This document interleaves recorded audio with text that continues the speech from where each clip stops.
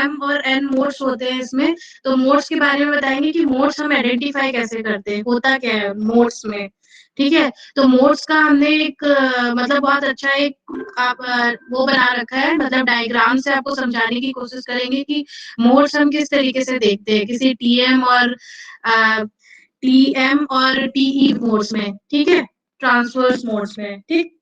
तो उसको हम थोड़ा स्टडी करेंगे और उसके बाद में हम देखेंगे कि ट्रांसवर्स जो वेव होती है और उसमें और वेव गाइड में क्या डिफरेंसेस होते हैं, तो वो भी हम स्टडी करेंगे, ठीक है। थोड़ा बहुत हम आपको बताते हैं जो हमारी कैरी ऑन चल रही थी।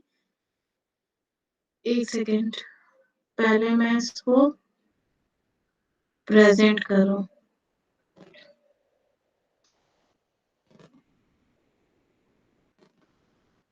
स्क्रीन दिख रही है आप लोगों को?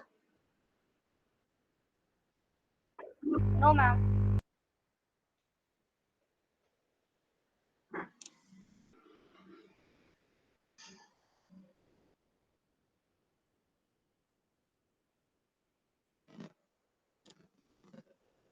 यस मैम, प्रेजेंट हो रहा है। प्रेजेंट हो रहा है ना, थोड़ा सा नेट का प्रॉब्लम है बेटा, इसलिए थोड़ा सा बीच में जो कनेक्टिविटी होती है बहुत स्लो हो जाती है। प्रांजलि ठीक है बेटा? Yes ma'am.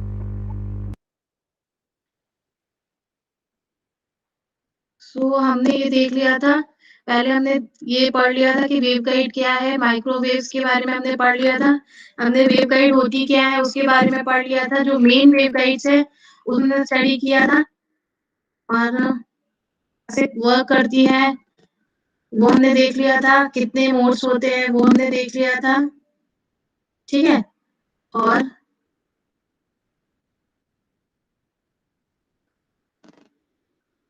ये भी हमने देख लिया था।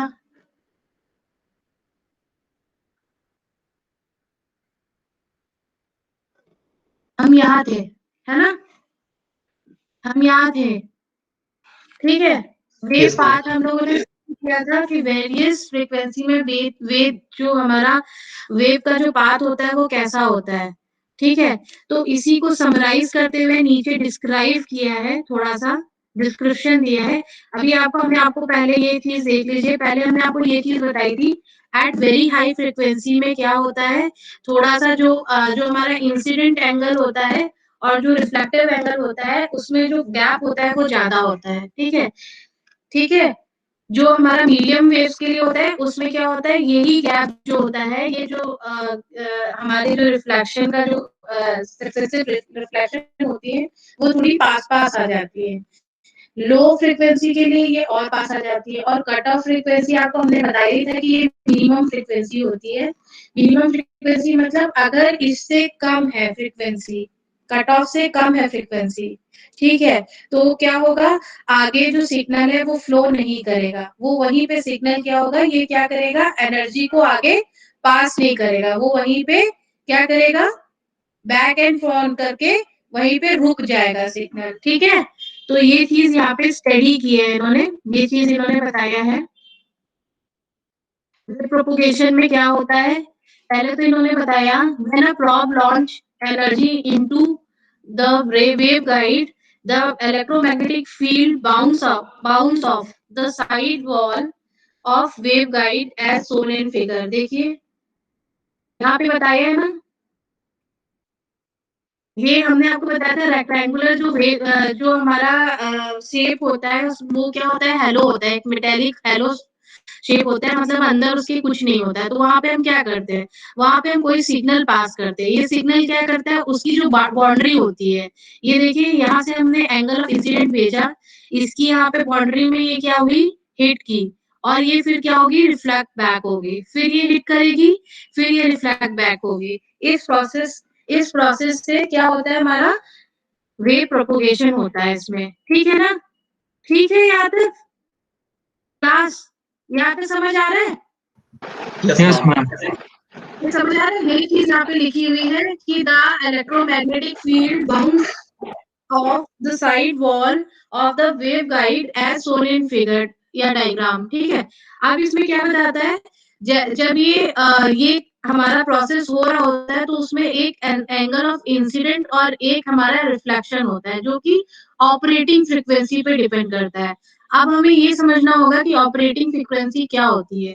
जब भी बेटा हम कोई भी चीज डिजाइन करते हैं तो किसी पर्टिकुलर फ्रीक्वेंसी के लिए डिजाइन करते हैं। जैसे हम कोई एंटीना डिजाइन कर रहे हैं, हॉर्न एंटीना डिजाइन कर रहे हैं फॉर एग्जांपल, तो हम वो जो हॉर्न एंटीना होगा ना पर्टिकुलर किसी फ्रीक्वेंसी के लिए काम कर रहा है, तो वो जो होगी फ्रीक्वेंसी वो होगी हमारी ऑपरेटिंग फ्रीक्वेंसी। आपने सीएसटी में जब अगर आप एंटीना में आगे काम करते हो, वर्क करते हो, जैसे कि हम लोग कर रहे हैं क्योंकि हम पीएचडी कर रहे हैं उस पे, तो हम सीएसटी पे वर्क कर रहे हैं बेसिकली। तो सीएसटी क्या करता है, ये एक ऐसा सॉफ्टवेयर है जो कि एंटीना को डिजाइन करता है। इलेक्ट्रोमैग्नेटिक जो आपके डिवाइसेस होते हैं उनको डिजाइन करता है। तो इसमें हम लोग जब सबसे पहले जब पेज ओपन होता है ना, तो सबसे पहले वो यही मांगता है कि कितनी ऑपरेटिंग फ्रीक्वेंसी के लिए ये डिवाइस वर्क करती है, कितना उसकी लेंथ चाहिए, कितनी उसकी ब्रेथ चाहिए। ये सारी चीजें जब हम फिल करते हैं तब वो जो होती है हमारी एक जो पेज होता है, प्रिंट पेज खुलता है जिसमें कि हम डिजाइन करते हैं। ठीक है, तो ऑपरेटिंग फ्रीक्वेंसी जो होती है जो फ्रीक्वेंसी होती है वो क्या एंगल ऑफ इंसिडेंट और किस पे रिफ्लेक्शन में डिपेंड करती है। ठीक है, क्लियर यहाँ तक क्लियर? क्लियर है ma'am. At very high frequency, अब हमारी वेरी हाई फ्रीक्वेंसी के लिए क्या होता है, द एंगल आर लार्ज। आप देखिए यहाँ पे जब वेरी हाई फ्रीक्वेंसी हो रही है तो यहाँ पे क्या है, एंगल लार्ज एंगल बना रहा है ना ये। देखिए एंगल जो इंसिडेंट यहाँ पे देखिए ए में, ए एट हाई फ्रीक्वेंसी, इसमें क्या हो रहा है, यहाँ पे ये जो एंगल ऑफ इंसिडेंट है जहाँ पे हम यहाँ हिट कर रहा है, और एंगल ऑफ रिफ्लेक्शन ये जो एंगल है, ये एंगल क्या है, लार्ज एंगल है ना। तो ये क्या करता है, जो हाई फ्रीक्वेंसी होता है ये लार्ज एंगल क्रिएट करता है, ठीक है, बिटवीन इंसिडेंट और रिफ्लेक्शन। ठीक है, clear clear? The path clear between ma'am. The opposite wall is relative long. ठीक है, अब ये क्या है, रिलेटिवली क्या है, ये लॉन्ग एक जो एंगल्स की वजह से ये क्या कर रहा है, लॉन्ग क्या बोलते हैं डिस्टेंस को क्या कर रहा है, इस प्रोसेस को क्या कर रहा है, क्योंकि लॉन्ग हमारा यहाँ पे क्या, यहाँ पे हमारा जो एंगल लार्ज बन रहा है तो हमारा क्या है, एंगल ऑफ इंसिडेंट भी बड़ा है और एंगल ऑफ रिफ्लेक्शन भी बड़ा है। फिर ये एंगल ऑफ, तो यहाँ पे जो वेव है ये हमें क्या दिख रही है, बड़ी दिख रही है ना। आप देखिए इसके बाद में इन्होंने ये बताया है at lower frequency. At lower frequency, the angle is decreased and the path between the sides is shorter. ठीक है, shortens. अब ये देखिए, यहाँ पे देखिए,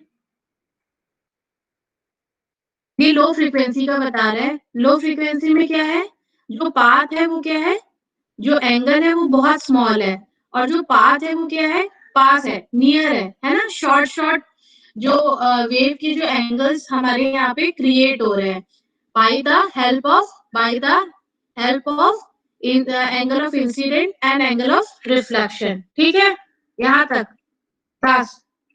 ठीक यस है, मैम। अब ये देखिए, अब इन्होंने बताया है जब हम ऑपरेटिंग फ्रीक्वेंसी को रीच करा रहे हैं किसमें, कट ऑफ फ्रीक्वेंसी में, तो हम कट ऑफ फ्रीक्वेंसी में हम क्या देख रहे हैं, सिंपल एक सिग्नल हमें दिख रहा है जो कि क्या हो रहा है, back and front directly between the side walls of the wave guide. देखिए कोई फॉरवर्ड मोशन नहीं हो रहा है, ये देखिए जब हम उसकी बात कर रहे हैं कट ऑफ फ्रीक्वेंसी की, तो क्या हो रहा है, यहाँ पे क्या हो रहा है, सिग्नल तो है, सिग्नल अपनी ही जगह पे क्या कर रहा है, जा रहा है ऊपर, फिर नीचे वापस आ रहा है, फिर जा रहा है, फिर नीचे आ रहा है। ये क्या कर रहा है, कोई फॉरवर्ड मोशन को नहीं कर रहा है।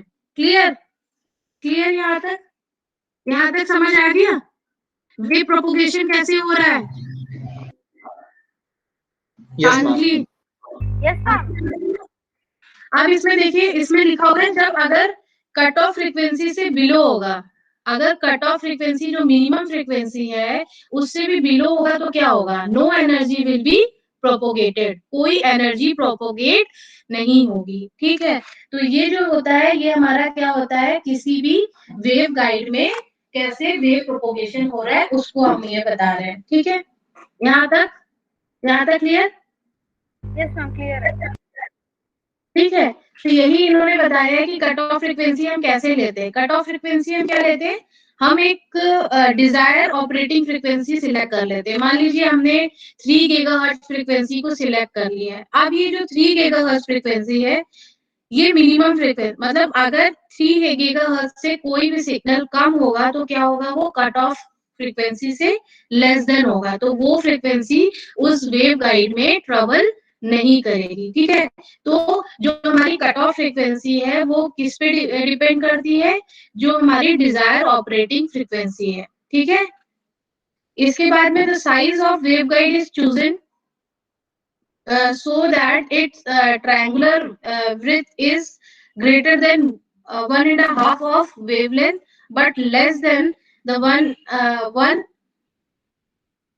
wavelength at the operating frequency। ठीक है, इसका क्या मतलब है, इसका मतलब ये है कि जो हम साइज चूज कर रहे हैं रेक्टेंगल का, वो क्या होगा, जो हाफ आपका वेवलेंथ है उससे क्या होना चाहिए, उसके बराबर, अगर हम उसको चूज करें तो उसके बराबर या तो उससे लेस देन कितना होना चाहिए, ऑपरेटिंग फ्रीक्वेंसी के। ठीक है, अब ये बता रहा है यहाँ पे कि given cut off frequency that is below the operating frequency here by the image that the signal will be propagate down the line. अगर ऐसा है तो वो क्या, अगर बिलो होगी तो क्या होगी ऑपरेटिंग फ्रीक्वेंसी, तो जो क्या होगा, सिग्नल प्रोपोगेट नहीं करेगा। ठीक है, वो वहीं पे क्या करेगा, वहीं पे प्रेजेंट रहेगा पर सिग्नल ऑपरेट नहीं करेगा।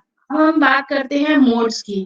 किसी को पता है मोड्स क्या होते हैं, टीएम और टीवी टीई मोड्स आप लोगों ने पढ़े होंगे। मोड्स पता है, किसी को मोड्स पता है, एनीवन? आदर्श? नो मैम, अभी याद नहीं है। अभी याद नहीं है? प्रांजलि आप बता सकते हो? मैम अभी याद नहीं है। अच्छा, हम ऐसा आपको पिक्चर दिखा के समझाएंगे तो आप कभी भूलोगे नहीं कि मोड्स क्या होते हैं। पहली बात तो इन्होंने यहाँ पे इंडिकेट किया है कि मोड जो होते हैं वो 2 तरीके में है, एक एम होता है, एक एन होता है। ठीक है, इतना तो समझ आ रहा है, लिखा हुआ है जो the general symbol is representation will be TE M N और the T M M N modes. ठीक है, ठीक है, अब हम क्या करते हैं, इन दोनों को क्या करते हैं, ये इसके लिए रेक्टेंगुलर के लिए बता रहे हैं। रेक्टेंगुलर के लिए क्या हो जाता है, जो एम इंडिकेट करता है वो हाफ वेव की तरह इंडिकेट करता है, जो कि इलेक्ट्रिक फील्ड के लिए इंडिकेट कर रहा है, और जो एन है ये भी क्या कर रहा है, हाफ, मतलब एक अगर वेवलेंथ है तो हाफ वेवलेंथ उसकी, हाफ वेव एम की तरह रिप्रेजेंट करेगी और हाफ वेव उसकी एन की तरह रिप्रेजेंट करेगी। ठीक है, ठीक है, यहाँ तक, यहाँ तक यस मैम। ठीक है। तो यहाँ पे लिखा हुआ है अलोंग विथ बी, मतलब आपको पता है जो रेक्टेंगुलर होता है उसमें ए और बी, ए और बी क्या होती है, उसकी ब्रेथ और लेंथ होती है, तो उसको हमने ए और बी से रिप्रेजेंट किया है। जैसे अगर हम एम की बात करें तो एम क्या कर रही है, उसकी ब्रेथ को रिप्रेजेंट कर रही है, बी को बी में रिप्रेजेंट हो रही है। ठीक है, और जो एन है वो हमारी किसमें, उसकी नैरो, मतलब उसकी लेंथ पे डिपेंड कर रही है, ए। ठीक है, यहाँ तक, यहाँ तक क्लियर है? Clear ma'am. यहाँ तक। अब देखिए मैं इसको और अच्छी तरह से आपको बताती हूँ।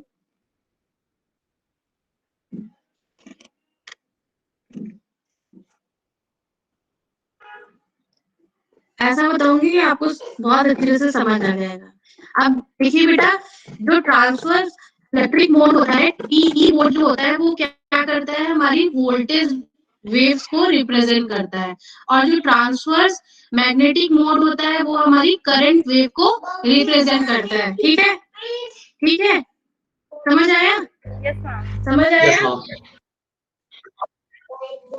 तो अब अगर हम इलेक्ट्रिक मोड को कहें तो उसको हम क्या कहेंगे, हम क्या रिप्रेजेंट कर रहे हैं, वोल्ट वेव को रिप्रेजेंट कर रहे हैं। ठीक है, तो आप देखिए, ये देखिए, ये जैसे मान लीजिए हमारा कोई रेक्टेंगुलर है। ठीक है, ये क्या है, हमारा कोई रेक्टेंगुलर वेव गाइड है। ठीक है, और इसका ये फ्रंट व्यू है। कैसा व्यू है, फ्रंट व्यू है, ठीक है बेटा, ठीक है। अब Yes, क्या ma'am. है, इसको हमने कुछ भी मान सकते हैं, ए इसको मान लिया हमने और बी इसको मान लिया, जस्ट अपोजिट लिखा है इसमें, जो हमने आपको स्लाइड बताई थी, तो हमने एम को बी के साथ लिया था और एन को ए के साथ लिया था, बट इसमें थोड़ा सा अपोजिट है, कोई दिक्कत नहीं है, रख सकते हैं, कोई दिक्कत नहीं है, हम इसको ए मान ले रहे, इसको बी मान ले रहे हैं, ठीक है, उसमें कोई दिक्कत नहीं है, यहाँ तक क्लियर है, बस जो मैं बता रही हूँ वो सुनिए, ठीक है। तो हमने क्या किया है, ए को हमने, जो हमारी यहाँ पे वृत्त थी उसको हमने ए मान लिया है और जो उसकी लेंथ थी उसको हमने बी मान लिया है, ठीक है, ठीक है, यहाँ तक। Yes ma'am. Yes, ma'am. अब हम मान रहे हैं जो हमारी हॉरिजेंटल, जो वेव हॉरिजेंटल लाइंस दिख रही है, दो हॉरिजेंटल लाइंस दिख रही है, तो और सेम Yes, ma'am. डायरेक्शन में है, हॉरिजेंटल लाइन सेम डायरेक्शन में है, मतलब एक ही डायरेक्शन में है, तो हम यहाँ पे n की वैल्यू को 1 से रिप्रेजेंट करेंगे, क्लियर, क्लियर, मतलब इसकी Clear. डायरेक्शन चेंज नहीं हो रही है, सेम डायरेक्शन में, तो n इज इक्वल्स टू 1 हो जाएगा, ठीक। अब यहाँ पे देख लेते हैं m जो है ये भी सेम डायरेक्शन में है, देखिए सब सेम डायरेक्शन में है कि नहीं, तो m को हमने क्या किया है 1 ले लिया है, क्लियर यहाँ तक, यस मैम। ये m में सेम डायरेक्शन में है तो इसको भी हमने 1 ले लिया है, तो ये जो मोड होगा इसको हम कैसे रिप्रेजेंट करेंगे, TE11 कैसे रिप्रेजेंट करेंगे, अगर हमें इसको लिखना है तो कैसे लिखेंगे, TE11, TE11 मतलब m और n की वैल्यू क्या है इसमें 1 1 है, ठीक है, यहाँ तक clear. Yes ma'am. Clear, ma'am.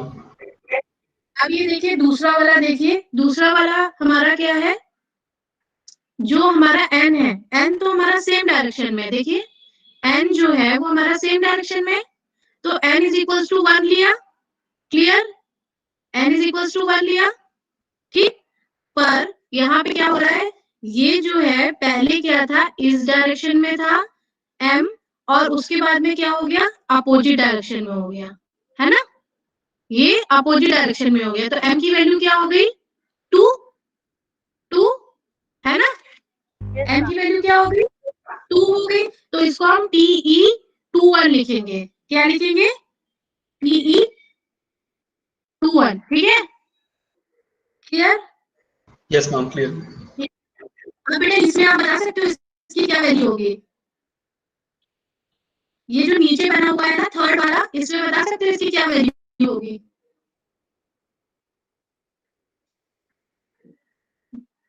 कोई बताएगा, ma'am TE02 TE,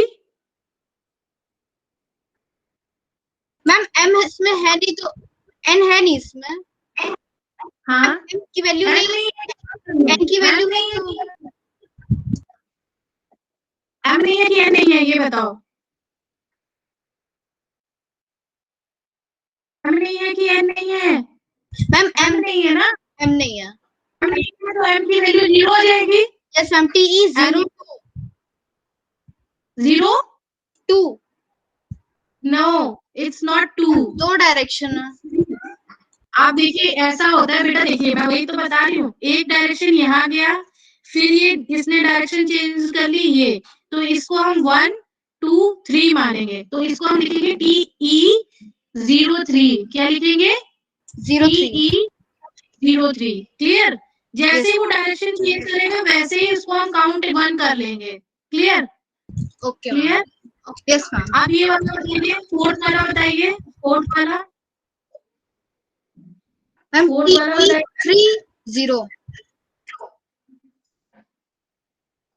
TE30 TE30, good, समझ आ गया इसका मतलब, यस मैम, आ गया मोड अच्छी तरह से आ गया बेटा।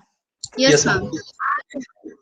अब देखिए बेटा, ये मैंने बात की थी, किसकी बात की थी, इसकी बात की थी इलेक्ट्रिकल मोड की, ट्रांसवर्स इलेक्ट्रिकल TE की बात की थी, अब हम TM को देख लेते हैं, ठीक है, ठीक है बेटा।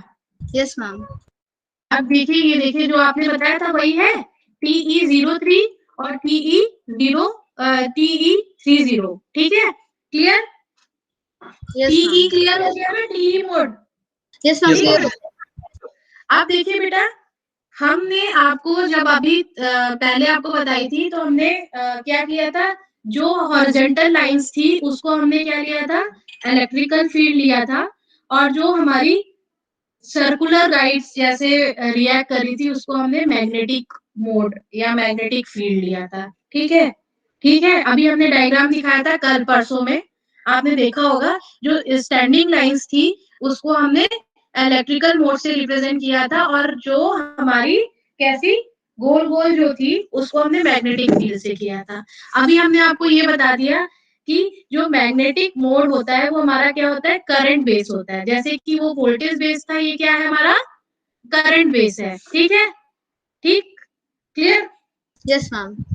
Yes, ma'am. अब इसमें क्या होगा, इसमें ये है डॉट से हम इसको रिप्रेजेंट कर रहे हैं। किससे रिप्रेजेंट कर रहे हैं बेटा, डॉट से, है ना, डॉट से रिप्रेजेंट कर रहे हैं।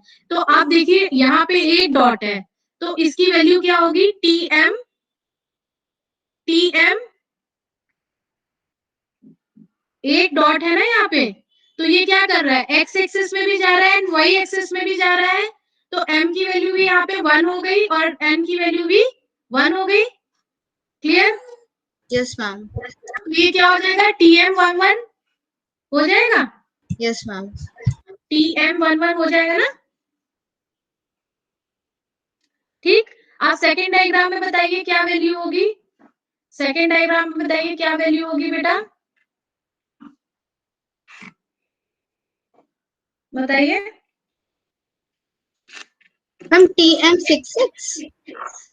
कैसे, TM66 क्यों, लाइंस देखिए ना, आपने देखिए यहाँ पे क्या किया था, एक डॉट था तो एक हमने यहाँ पे एक्सिस खींच दी डॉटेड लाइन से, ये 1 हो गई, ये 2 हो गई, तो मतलब क्या है, एक साइड में 1 आ रहा है, मतलब m इज इक्वल टू 1 और n इज इक्वल टू 1। अब यहाँ पे देखिए, यहाँ पे 6 डॉट्स है ना, तो यहाँ पे देखिए ये एक लाइन में रिप्रेजेंट कर रहा है, 2 डॉट्स 1 लाइन में रिप्रेजेंट कर रहा है। हम पहले n की वैल्यू देख रहे हैं, तो यहाँ पे 1 प्लस 1 मतलब क्या हो गया, 3, तो n की वैल्यू यहाँ पे क्या होगी, 3 Three. होगी, और m की वैल्यू क्या हो जाएगी, 2 हो जाएगी। 1 एंड 2 जो डॉट्स है वो कहाँ पे, दो जगह पे रिप्रेजेंट हो रहे हैं, है ना, तो इसको Yes. हम क्या लिखेंगे, इसको हम क्या लिखेंगे बेटा, इसको हम TM23. 23, गुड, EM23, ठीक है, क्लियर? Yes, ma'am. आगे अच्छी से समझ, मोड आगे, आदर्श मोड Yes, आगे, ma'am. आ गए. बहुत अच्छी तरह से ना, ठीक है। Yes, ma'am. उसमें हम क्या कर रहे थे, लाइन से रिप्रेजेंट कर रहे हैं, इसमें हम क्या कर रहे हैं, डॉट से रिप्रेजेंट कर रहे हैं। ठीक है, ठीक, अब हम एक चीज हमें पता है, अभी हम आपको डिफरेंस भी बता देंगे कि कभी भी जो हमारी वेव गाइड होती है वो टीई या तो टीएम मोड पे ही क्या करेगी, प्रोपोगेट करेगी, वो टीईएम मोड पे कभी भी प्रोपोगेट नहीं करती, क्योंकि इसमें सिर्फ 2 ही मोड होते हैं। अभी हमने देख लिया एन और एम, ठीक है, क्लियर, क्लियर। और एक चीज और आपको बता दे, जो टीएम होगा वो कभी हमारा 1001 नहीं हो सकता।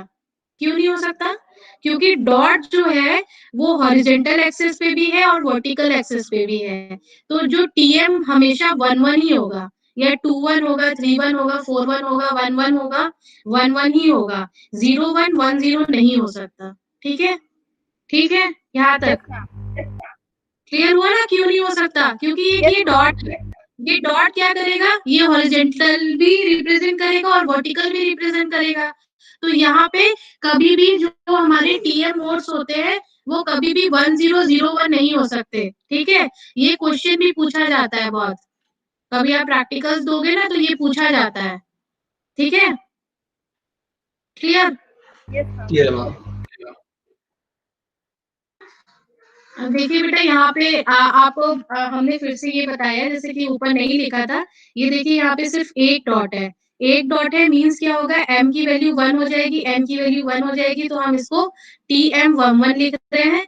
यहाँ पे देखिए 3 डॉट्स यहाँ पहली लाइन में, दूसरी लाइन में भी 3 डॉट्स है, पर जो हमारी n की वैल्यू है 1 2 3 3 लाइंस को रिप्रेजेंट कर रहा है, तो n की वैल्यू 3 हो जाएगी और m की वैल्यू यहाँ पे 2 हो जाएगी, तो इसको हम क्या लिखेंगे TM23, ठीक है, क्लियर। Yes, ma'am. पहले m फिर n लिखते हैं, ठीक। अब इन्होंने ये बताया है कि जो हमारी कट ऑफ फ्रीक्वेंसी का इसमें फॉर्मूला होता है ट्रायंगुलर वेव के लिए, वो क्या होता है C/2 √m/a का होल स्क्वायर प्लस n/b का होल स्क्वायर। समझ आ रहा है ना? m समझ आ रहा होगा, n भी समझ आ रहा होगा, m और n की वैल्यू भी निकाल सकते हो, है ना? और ये Yes, a ma'am. और b की वैल्यू तो गिवन ही होती है, विड्थ और हाइट, ठीक है।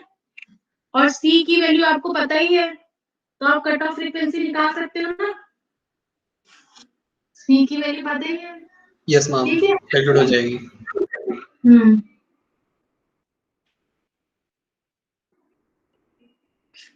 ये सिर्फ आपको इसको यही बताना था, यहाँ पे यही लिखा हुआ है इसमें, क्योंकि 2 मोड्स होते हैं, या तो MN होगा, ठीक है, TEMN होगा, या हमारा TMNN होगा।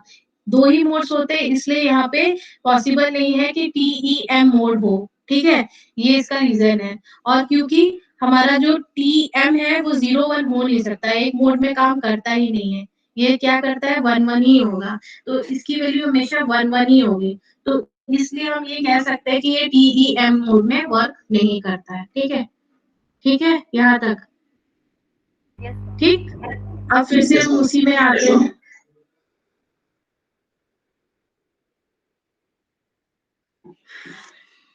मोड्स क्लियर हो गए ना अच्छी तरह से? Yes, ma'am. Yes, ma'am.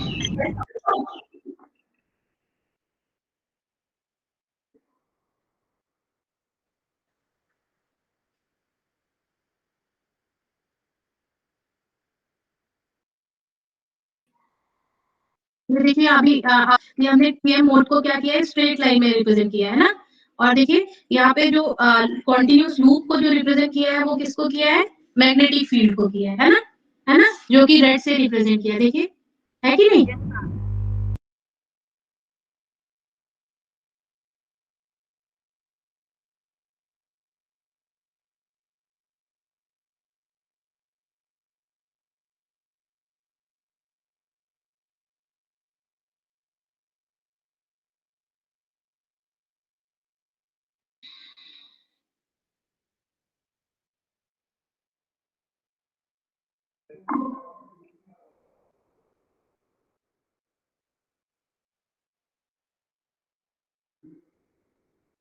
Modes हो गए, ये बता दी आपको कट ऑफ फ्रीक्वेंसी क्या होती है, ठीक है।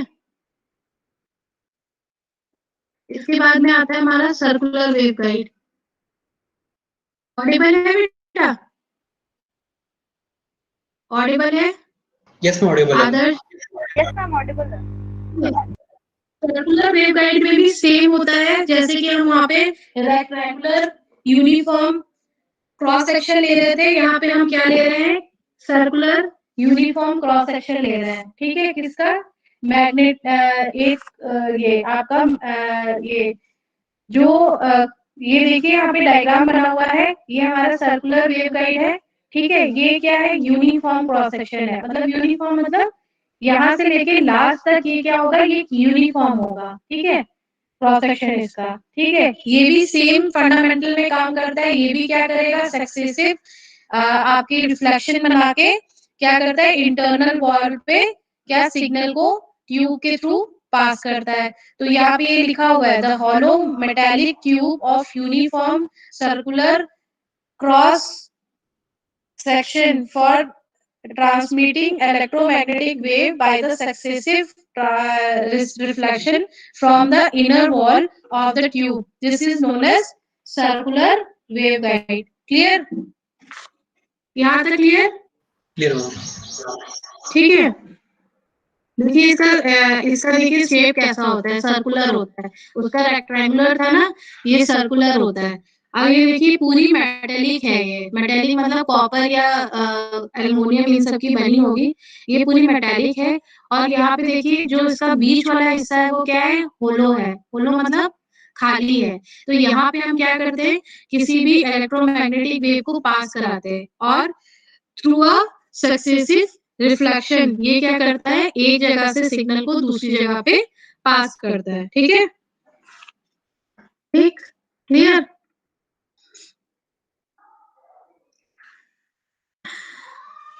ये क्या है, ये सर्कुलर जो वेव गाइड है बहुत यूज करते हैं। अभी हम पढ़ेंगे कि जो हमारी माइक्रोवेव्स जो ट्यूब्स कैसे वर्क करती हैं, क्या होती हैं, जिसमें हम क्रिस्ट्रॉन पढ़ेंगे, टू कैविटी क्रिस्ट्रॉन पढ़ेंगे, मैग्नेटॉस पढ़ेंगे, ठीक है, BWO पढ़ेंगे, ठीक है, हेलिक्स शेप की जो होती है माइक्रोवेव डिवाइस उसको पढ़ेंगे।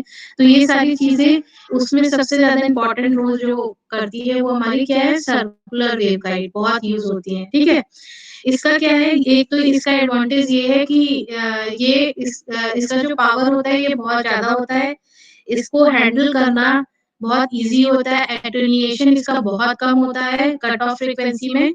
ठीक है, और डिसएडवांटेज क्या है, इसका एक तो ग्रेटर साइज और वेट, बहुत ज्यादा वेट होता है और इसका साइज बहुत ज्यादा बड़ा होता है। ठीक है, एक चीज और इसमें इसमें ये होता है, जैसे पोलराइजेशन की बात करें तो इनरेगुलरिटी होती है पोलराइजेशन में। अगर हम रेक्टेंगुलर की बात करें तो वहां पे पोलराइजेशन फिक्स रहता है, बट यहाँ पे क्या होगा, जब अगर हम किसी भी सिग्नल को या वेव को ट्रांसफर कराते तो उसमें क्या है, माइनर रेगुलरिटी की वजह से वो क्या करता है, वो ठीक से पोलराइजेशन नहीं करता है। उसका जो पोलराइजेशन होता है वो फिक्स नहीं होता है, वो क्या करता है, वो अल्टर होता रहता है। ठीक है, ठीक है, क्लियर। Clear ma'am.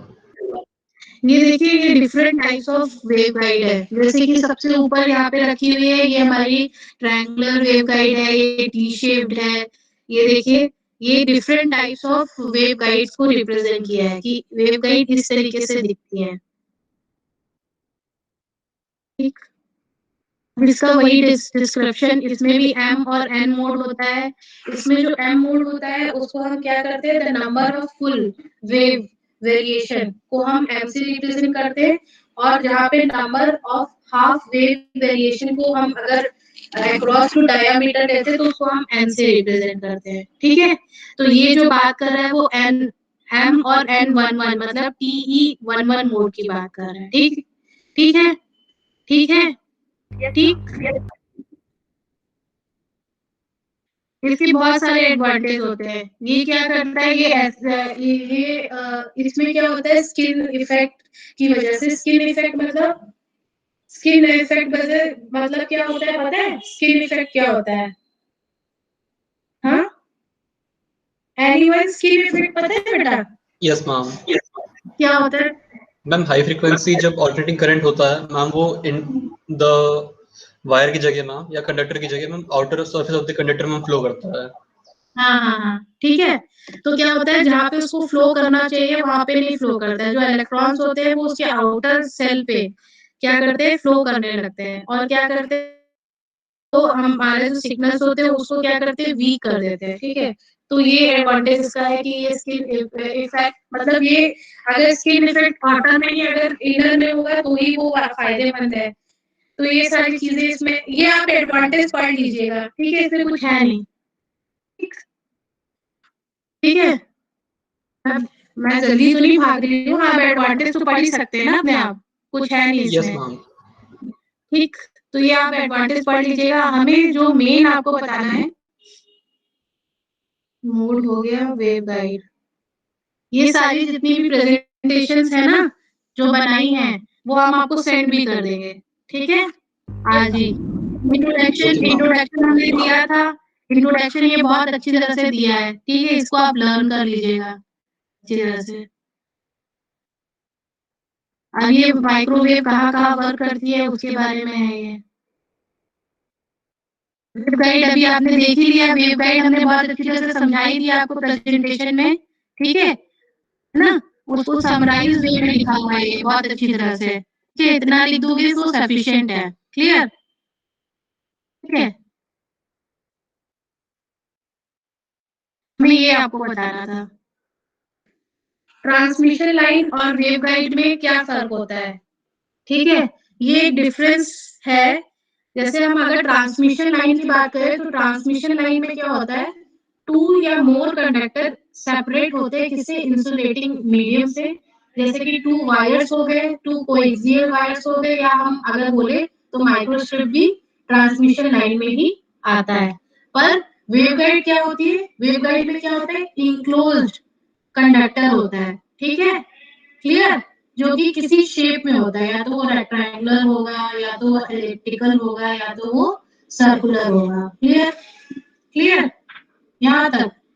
क्लियर है मैम। अब यहाँ पे क्या है, जो हमारे ट्रांसमिशन लाइन होती है उसमें हमारा TEM मोड होता है, ठीक है, बट इसमें क्या होता है, ये सपोर्ट नहीं करता किसको, TEM मोड को, ठीक। अब ट्रांसमिशन लाइन में कोई कट ऑफ फ्रीक्वेंसी नहीं होती, ठीक है, ट्रांसमिशन लाइन में कोई उसकी कट ऑफ फ्रीक्वेंसी नहीं होती, किसके लिए, TEM मोड के लिए। पर यहाँ पे क्या होती है, इसकी कट ऑफ फ्रीक्वेंसी होती है मोड ऑफ प्रोपोगेशन को निकालने के लिए। क्लियर यहाँ तक, यहाँ तक क्लियर, ठीक है। क्लियर है मैम।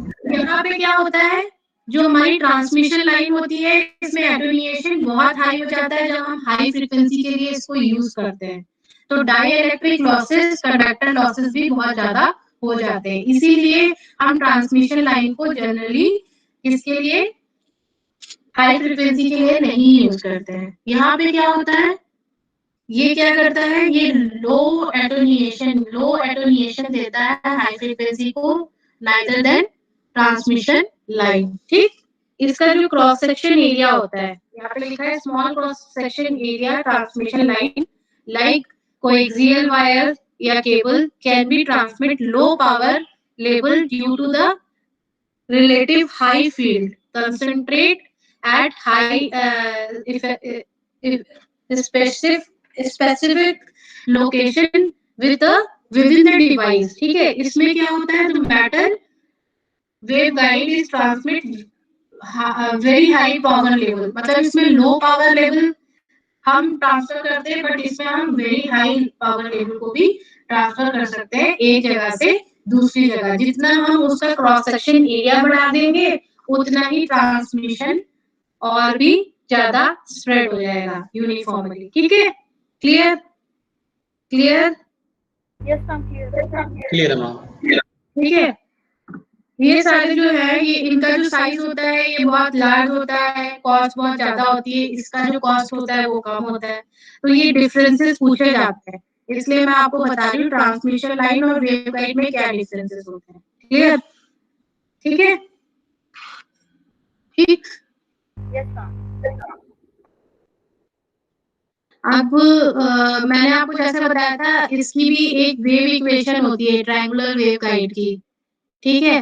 तो ट्रायंगुलर वेव गाइड, इसमें वही चीज लिख रहे हैं कि एक होलिक मेटेलिकल ट्यूब होता है जो कि हमारा ट्रायंगुलर क्रॉस सेक्शन एरिया को रिप्रेजेंट करता है, वही वही चीज बिल्कुल लिखी हुई है, जैसे ये मूवमेंट होता है उसका, जो कि हम देख पा चुके हैं। इस तरीके वेव गाइड जो है वो ट्रैवल करती है, ठीक है। अब इसमें इन्होंने यही सारी चीजें लिख दी हैं और कुछ नहीं, यही सारी चीजें इसमें डिस्क्राइब की हैं, ठीक है। अब दो कंपोनेंट इसके बन रहे हैं, एक हमारा लैम्डा एन और लैम्डा पी। लैम्डा एम जो है, जो एन है, देखिए लैम्डा एन यहाँ पे रिप्रेजेंट हमारी वर्टिकल लाइन को कर रहा है। अगर इसको हम सीधा कर दें डायग्राम को, तो ये जो लैम्डा एन होगा वो क्या है, वर्टिकल लाइन है, और लैम्डा पी जो है वो हमारी हॉरिजॉन्टल लाइन है। तो इसको यहाँ पे इक्वेशन 1.1 और 1.2 से रिप्रेजेंट किया है, और इसको लैम्डा बाई कॉस थीटा और लैम्डा बाई साइन थीटा लिख दिया गया है, ठीक है। ये कंपोनेंट किसके होते हैं, हमारे plane wave reflected in a wave guide, ठीक है, ठीक। यहाँ पे देखिए, यहाँ पे ये जो है इक्वेशंस लिखी हुई है, ये हम आपको अच्छी तरह से बताएंगे टीएम और टीएन वेव में, ये आप रहने दीजिए, ये हम आपको नेक्स्ट टर्न में बताते हैं, ठीक है। तो अभी क्योंकि ये बहुत लेंथी टॉपिक है तो आपको नहीं समझ आएगा क्लियरली, ठीक, ठीक है। Yes ma'am. हमारी जो हमारा ये पार्ट है, जो हमारा डिरिवेशन वाला पार्ट हम नेक्स्ट टर्म में करेंगे, ठीक है। इसके बाद में जो आपका छोटा सा पार्ट है, कपलिंग क्या होता है, डायरेक्शनल कपलिंग क्या होती है, आपका क्या बोलते हैं सर्कुलेटर क्या होता है, ये सारी चीजें जो है ना, टीज क्या होती है, कपलिंग क्या होती है, ये सारी चीजें छोटी छोटी जो हमारी माइक्रोवेव कंपोनेंट्स में आती है, उसकी भी हमने प्रेजेंटेशन बना ली है। उसको हम भेज भी देंगे, उसको हम अच्छी तरह से समझा भी देंगे। फिर आपकी सिर्फ फिफ्थ यूनिट बचेगी जिसमें आपकी सिर्फ डिवाइसेस है। ठीक है, क्लियर? Yes, sir. अटेंडेंस दे दीजिए आप लोग।